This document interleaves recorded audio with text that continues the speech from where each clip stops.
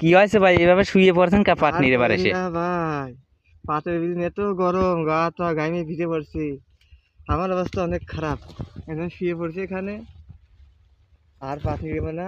আমি বাড়ি চলে যাবো, আর ভালো লাগতেছে না। শরীর দিন এত খারাপ লাগতেছে, মনে হচ্ছে না আর এখানে বসে থাকি। তারপরে আমি শুয়ে পড়ছি, ভালো লাগতেছে না, মাথা দিন ব্যথাইতেছে। এর জন্য আমার আর কি করবো কন, এত গরমের দিন কষ্ট করে দিন শেষে দেয় 800 টাকা।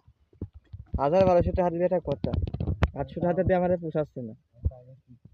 তাহলে আমার এই কিস্তি উঠেছে, কিস্তির জ্বালায় আমি এই পাটের মতো, নাহলে আমি এই পাটের মতো আসতাম না।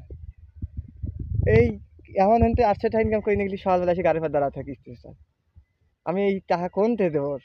ওর তো বোঝা লাগবে যে কষ্ট করে আনবো তারপরে তো দেবো। ও সেইটা বুঝবি না, ও কই টাকা দাও। এই জন্য রাগ করে এসে পাটের মতো শুয়ে দিয়েছি। পাটও নিয়ে দিয়েছি, দুটি টাকা পয়সা ইনকাম হচ্ছে, বাড়িও যাওয়া নাই, বইতে বাড়ি যাওয়া হচ্ছে।